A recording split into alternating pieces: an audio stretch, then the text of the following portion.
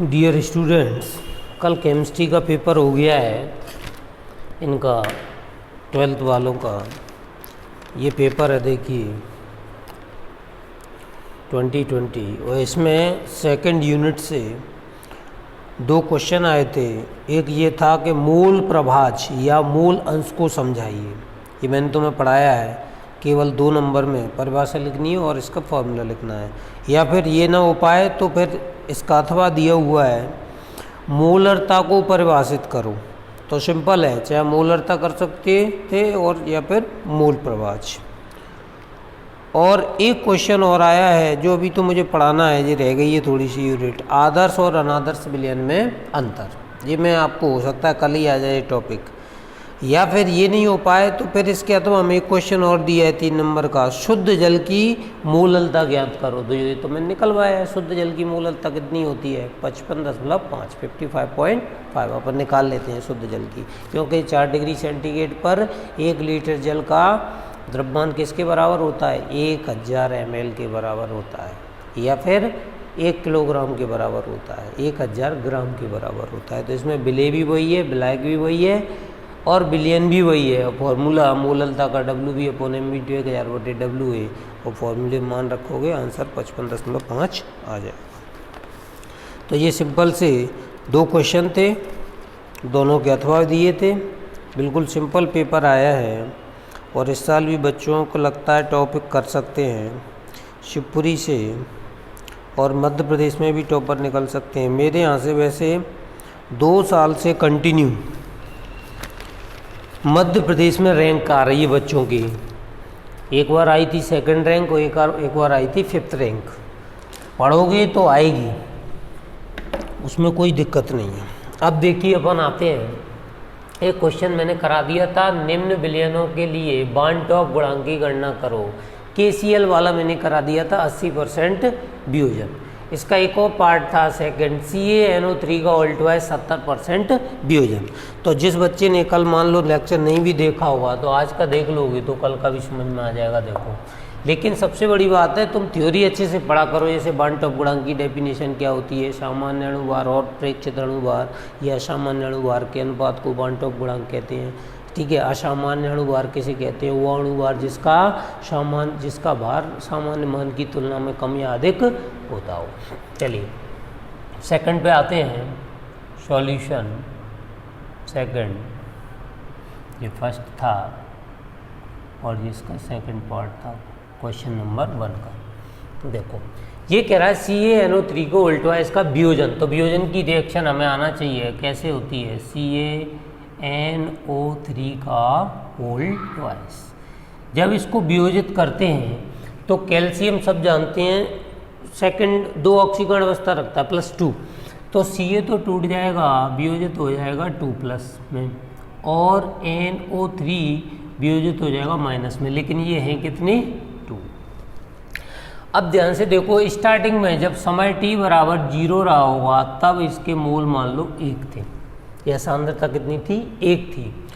तो ये क्या रहा होगा उस समय 0, इसको हम कौन सी अवस्था बोलते हैं, प्रारंभिक अवस्था बोलते हैं।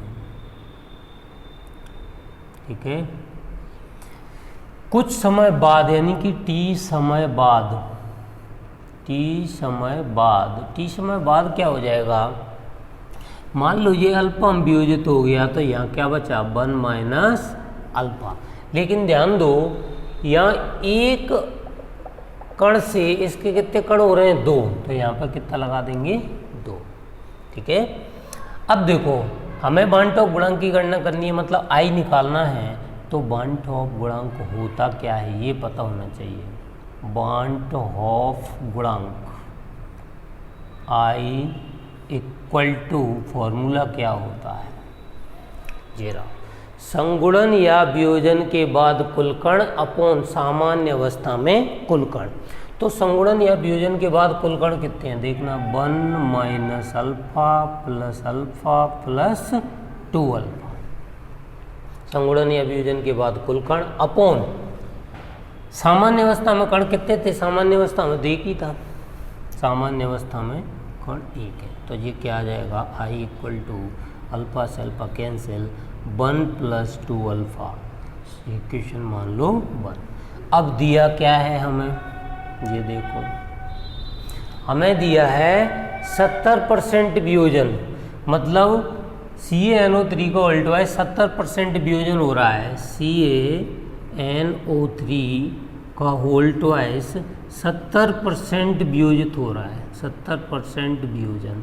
इससे हमें ये समझ में आता है कि अल्फा हमारा कितना वियोजित हो रहा है, 70%। तो परसेंटेज हटाओगे तो अल्फा की वैल्यू क्या आ जाएगी, 70/100। परसेंटेज हटता है तो 100 का भाग लगता है, और 100 का भाग दोगे तो अल्फा बराबर आ जाएगा 0.7। अल्फा का मान समीकरण 1 में रखने पर तो ये आ जाएगा I बराबर 1 + 2 × 0.7, तो 1 + 7 दूनी 14, 1.4, तो ये आ जाएगा 2.4। बताओ इसकी कोई इकाई होगी क्या, नहीं। पॉइंट ऑफ गुणांक इसलिए कोई इकाई नहीं होगी क्योंकि ऊपर भी सेम राशि और नीचे भी वही राशि है, तो वो कट जाती है। जब समान राशियों का अनुपात होता है तो वो कट जाता है और कोई इकाई नहीं होती। तो आई पॉइंट ऑफ गुणांक आ गया 2.4। ओके, अब देखिए ये पहला क्वेश्चन हो गया, इसका स्क्रीनशॉट ले लो। आप लोग यदि continue time to time video देखते रहेंगे, फेयर बनाते रहेंगे, तो ऐसे भी आपका पूरा सिलेबस हो जाएगा, कोई दिक्कत नहीं आएगी आपको। वैसे अगले हो सकता है अगले महीने लॉकडाउन खुल जाए, लेकिन आप प्रॉपर नोट्स बनाते रहोगे और जो मैं लेक्चर दे रहा हूँ उनको ढंग से सुनोगे। कोई दिक्कत आएगी तो कमेंट कर दोगे कमेंट में, तो मैं गारंटी देता हूँ आप लोगों का भी बहुत अच्छा हो जाएगा। ठीक है, चलिए अब स्क्रीनशॉट ले लिया, हटा रहा हूँ। और कुछ बच्चे जो नए हैं, जो जानते नहीं हैं, जिन्होंने सब्सक्राइब करना नहीं जानते, कमेंट करना नहीं जानते यूट्यूब में, तो उनके लिए मैं बता रहा हूँ। जिन्होंने सब्सक्राइब कर दिया उनके लिए कोई दिक्कत नहीं, उनको नहीं करना, नहीं तो वो अनसब्सक्राइब हो जाएगा दोबारा कर दोगे तो।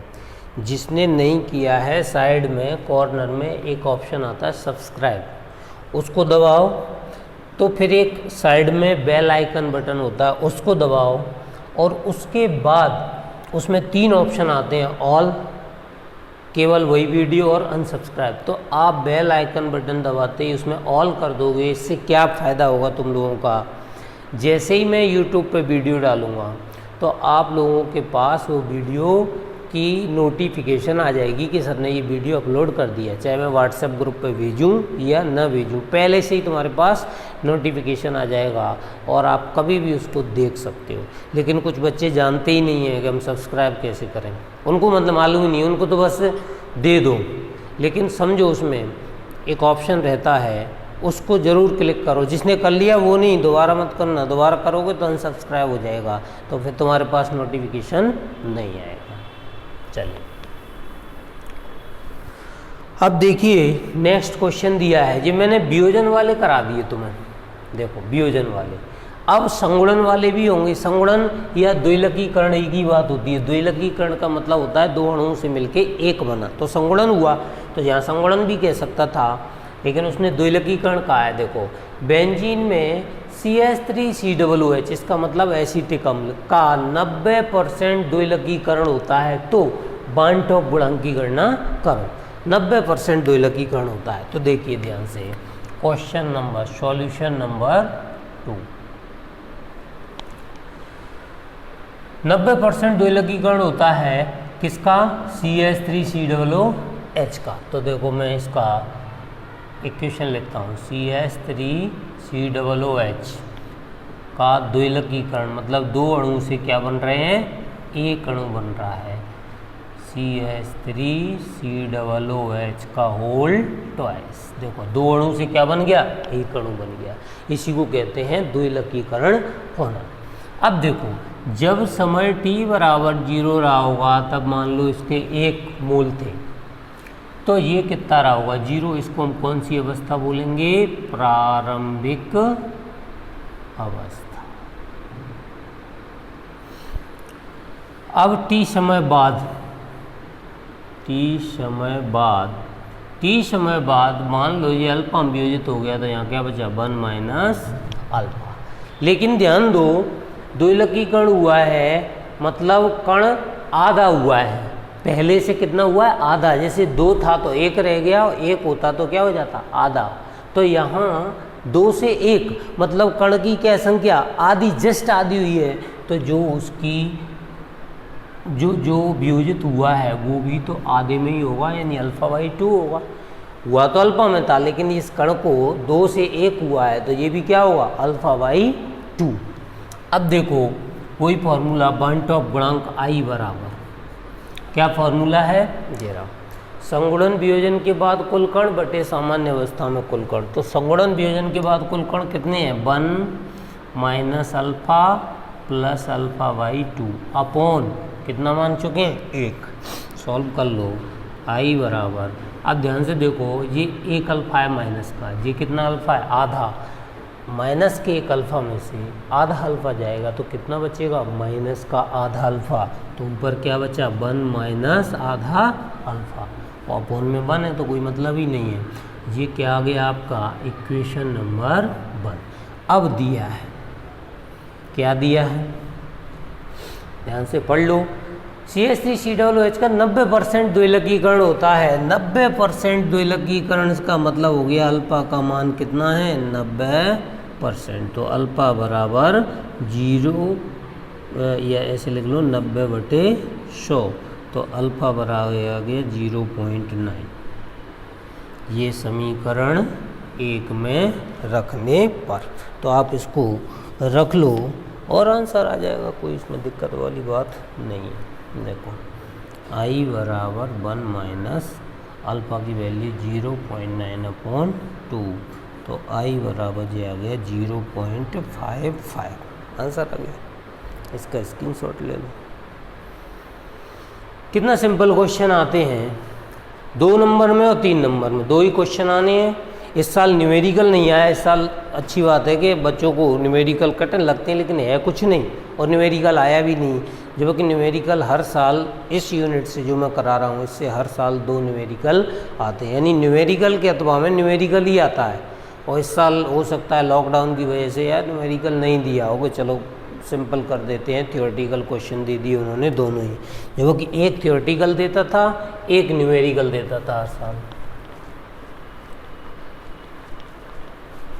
अब देखो नेक्स्ट, पढ़ो उसको, कोशिश करो, कुछ भी नहीं है, बड़ा है लेकिन है कुछ नहीं। 2 ग्राम बेंजोइक अम्ल, बेंजोइक अम्ल का फॉर्मूला होता है C6H5COOH।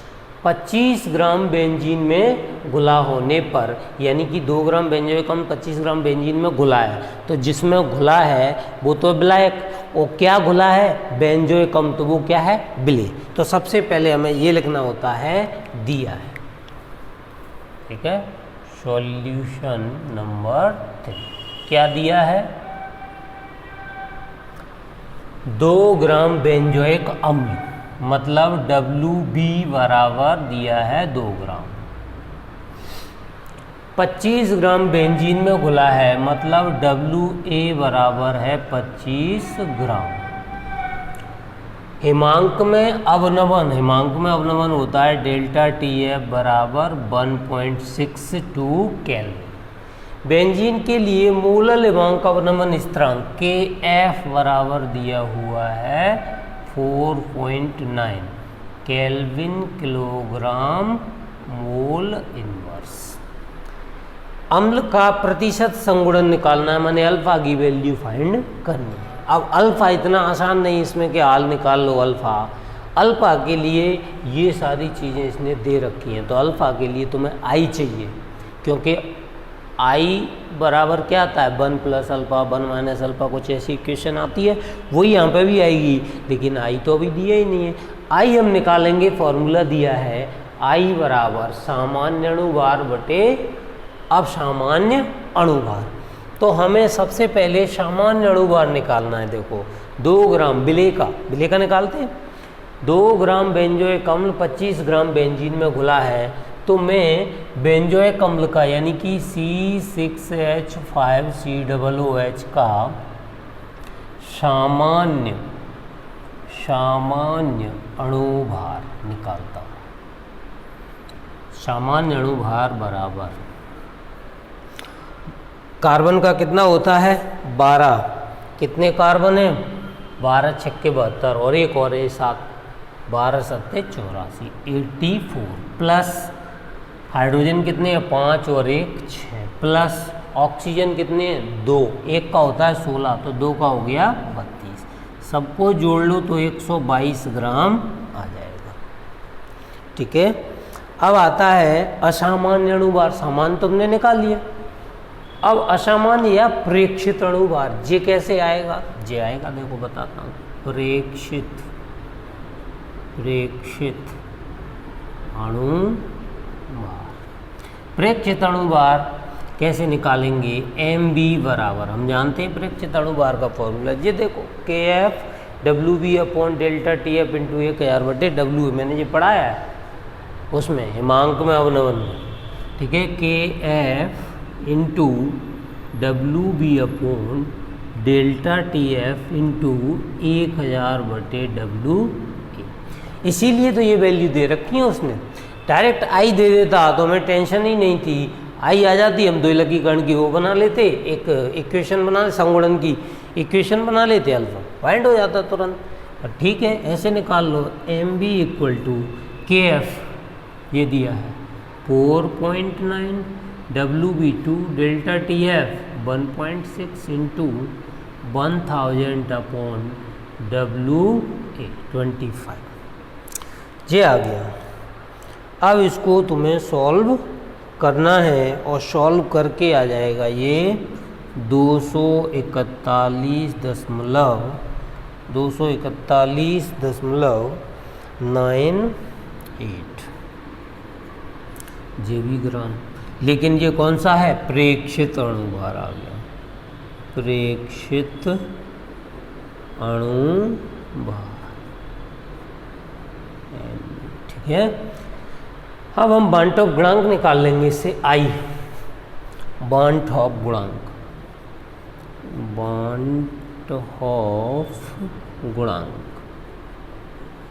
आई बराबर क्या फॉर्मूला होता है, सामान्य अणुभार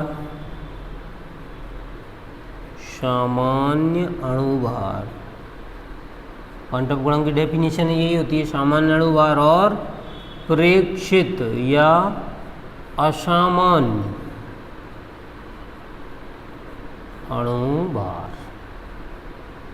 असामान्य अणुभार, सामान्य अणुभार देखो कितना आया था 122 और सामान्य कितना आ गया, एक ही चीज का देखो CH3COOH के ये और CH3COOH ऐसा हो कैसे गया, वही मैंने पढ़ाया, वियोजन और संगुणन दो कारण, तो इसमें कौन सा कारण हो रहा है, संगुणन हो रहा है, संगुणन से अणुभार बढ़ जाता है। ये 122 था, आया कितना, गणना द्वारा किया गया 241, तो सामान्य अणुभार 122, प्रेक्षित अणुभार 241.98, तो आई बराबर इसको सॉल्व कर लेना और सॉल्व करके आ जाएगा 0.504, इक्वेशन मान लो 1। अभी तो आई आया है, अब कोई टेंशन नहीं है, आई आया तो आई से हम क्या निकाल लेंगे, अब देखो कोई दिक्कत नहीं है, अब तो हम अल्फा निकाल ही लेंगे। हमें दिया क्या है, देखो दिया है अम्ल का प्रतिशत संगुणन ज्ञात करना है, लेकिन दिया क्या है, बेंजोइक अम्ल बेंजीन में घोला गया है, हिमांक में अवनमन 1.62 केल्विन है, बेंजीन के लिए मोलर अवनमन स्थिरांक ये है, तो अम्ल का प्रतिशत संगुणन ज्ञात करना है। संगुणन मतलब देखो प्रतिशत वियोजन कहता तो वियोजन की इक्वेशन बनाते, हमें किसकी बनानी है, संगुणन की। तो संगुणन की बेंजोइक अम्ल की इक्वेशन कैसे बनाओगे, जैसे दो अणु से संगुणित हो गए, क्या बन गया, एक बन गया। मान लो मैंने ऐसे लिख दिया CH3COOH और ये क्या बन गया CH3COOH का होल ट्वाइस। यदि ये दो अणु हैं तो दो अणुओं से क्या बन गए, एक अणु बन गए, देख लो इसको। लेकिन ये है क्या, बेंजोइक अम्ल है ना, तो बेंजोइक अम्ल में क्या होता है C6H5। मैंने क्या लिख दिया, एसिटिक अम्ल, बेंजोइक अम्ल होता है C6H5, क्योंकि हमें जो दिया है वो क्या है, बेंजोइक अम्ल। इसका संगुणन निकालना है, तो 2 से 1 रह गया। तो स्टार्टिंग में देखो समय t बराबर 0 था, तब इसका मान लो 1, तो ये कितना रहा होगा 0। इसको हम बोलते हैं प्रारंभिक अवस्था। और t समय बाद ये मान लो अल्फा वियोजित हो गया, तो यहाँ बचा 1 माइनस अल्फा, लेकिन 2 से क्या हो रहा है आधा, तो ये भी क्या हो जाएगा आधा, अभी थोड़ी देर पहले किए थे। अब हम निकालेंगे बार्नहॉफ गुणांक I, बार्नहॉफ गुणांक I बराबर, तो बड़ा है लेकिन है कुछ नहीं। बार्नहॉफ गुणांक I कैसे निकालते हैं, संगुणन वियोजन के बाद कुल कण बटे सामान्य अवस्था में कुल कण। तो संगुणन वियोजन के बाद कुल कण कितने हैं, 1 minus alpha upon 2 plus alpha upon 1 minus alpha plus alpha upon 2 upon 1। अब ध्यान से देखोगे तो I बराबर 1 अल्फा में से आधा अल्फा, तो कितना बचा 1 माइनस अल्फा अपॉन 2, इक्वेशन 2। अब तुम देखो I बराबर ये दिया है और I बराबर ये दिया है, समीकरण 1 और 2 से क्या हो जाए, I का मान यहाँ पर रख देंगे। तो समीकरण 1 तथा 2 से I का मान रख दो 0.504 equal to 1 minus alpha upon 2। Alpha upon 2 को इधर ले आओ, अल्फा अपॉन 2 बराबर 1 माइनस 0.504। 1 में से 504 को क्या कर लो, माइनस कर लो, तो कुछ बचेगा, और फिर इसको सॉल्व कर लो, 0.496 बचेगा, 496 अल्फा अपॉन 2। तो अल्फा बराबर इसका 2 का मल्टीप्लाई कर दो उसमें, ठीक है, डबल हो जाएगा। जैसे 6 दूनी 12, 9 दूनी 18, 1 19, 4 दूनी 8 और 1 9, 3 अंक बाद 0.992 जी आ गया अल्फ़ा। लेकिन मुझे तो परसेंटेज में निकालना है, तो मैं इसको यहाँ बता देता हूँ। अल्फ़ा इक्वल टू, यदि मैं परसेंटेज में निकालूँ तो ये क्या हो जाएगा, ये दशमलव हट के यहाँ से हट के कहाँ जाएगी, यहाँ जाएगी, तो 9.2%। ये भी आंसर है, ये वैसे ही है, इसमें परसेंटेज लगी हुई है, देख लो इसको।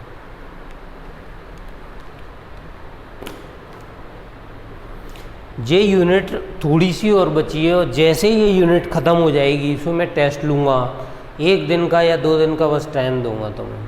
तो अभी से तैयारी करते रहो, ठीक है, और टेस्ट ज़रूर देना है। मैं टेस्ट दूंगा तुम्हें, टेस्ट पेपर, उसमें सॉल्व करना, सॉल्व करके मुझे फिर तुम लोग व्हाट्सएप कर देना सभी स्टूडेंट। ओके, चलिए, गुड।